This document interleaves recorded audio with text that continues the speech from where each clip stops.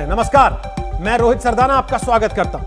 कहते हैं सबसे बड़ा अपशब्द, अपमान, तिरस्कार किसी रिश्ते को जोड़कर नहीं होता, बल्कि बेरोजगारी सबसे बड़ा अपमान, अपशब्द होता है। जहां समाज आपको नाकारा समझने लगता है, पड़ोसी, परिवार के लोग आपको बेकार मानने लगते हैं, रिश्तेदार कन्नी काटने लगते हैं। ऐसे में जरूरी है दस्तक दी जाए बेरोजगारी पैदा करने वाली, नौकरियां छीनने वाली नीतियों के खिलाफ। पिछले 2 दिन से देश में सोशल मीडिया पर सबसे ज्यादा ट्रेंड कराया गया मुद्दा बेरोजगारी से जुड़ा हुआ है। 2 दिन से देश भर के नौजवान मोदी जी रोजगार दो के साथ अपनी अपनी समस्याएं देश की सरकार तक पहुंचाने की कोशिश कर रहे हैं। 50 लाख से ज्यादा ट्वीट रोजगार के मुद्दे पर देश के अलग अलग राज्यों के नौजवान कर चुके हैं। ये वो नौजवान हैं जिनके पास डिग्री है, योग्यता है, लेकिन नौकरी नहीं है।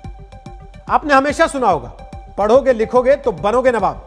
लेकिन क्या कारण है कि हालत अब पढ़ोगे लिखोगे तो बनोगे बेरोजगार जैसी हो रही? आज इसकी एक बड़े स्तर पर जमीनी रिपोर्टिंग के साथ रिपोर्ट हमने आपके लिए तैयार की है।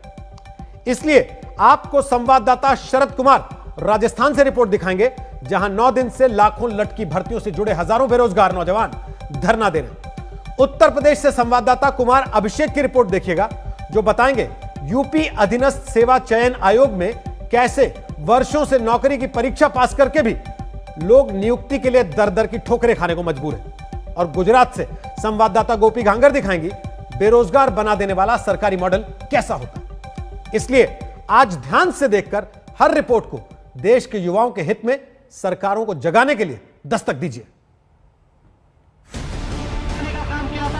ये नौजवान हैं, ये इनका धरना चल रहा है और इनकी आज भी बेरोजगारी चल रही।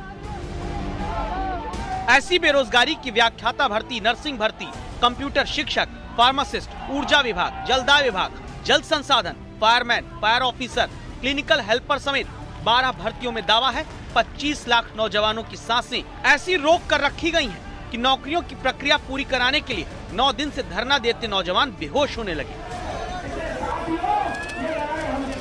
साथ ही पंखा झलते हैं, हाथ मलते हैं, आंखों में जिंदगी की उम्मीद खोजते हैं, पसीना पोंछते हैं, सीना सहलाते हैं, लेकिन 9 दिन बाद भी अब तक इनकी किसी ने नहीं सुनी।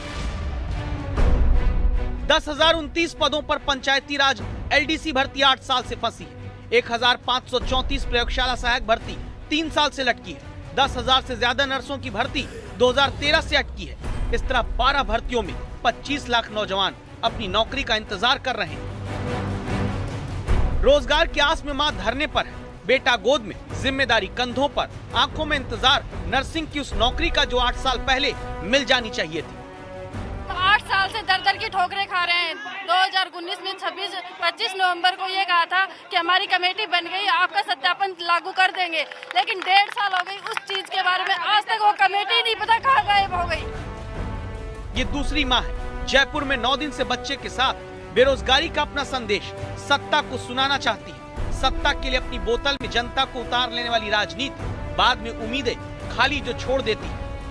अब की बार हमने सोच लिया, चाहे हम मरे चाहे जिए, हम ऐसे ही धूप में रहेंगे, हमारे बच्चे भी हमारे साथ जाएंगे और घर वाले भी आएंगे। तो 9 दिन से कहानी यह है कि बच्चे गोद में लेकर बेरोजगार माओं को धरना देना पड़ रहा है, युवाओं को प्रदर्शन करना पड़ता है और धरना देते जो बेहोश हो जाते हैं वो उसी सरकारी अस्पताल में भेज दिए जा रहे हैं जहाँ से नियुक्ति पत्र अब तक नहीं आया। और यही बेरोजगार नौजवान अपना टाइम आएगा सोचकर सड़क पर धरना देते हैं, ट्विटर पर ट्रेंड कराते हैं रोजगार दो।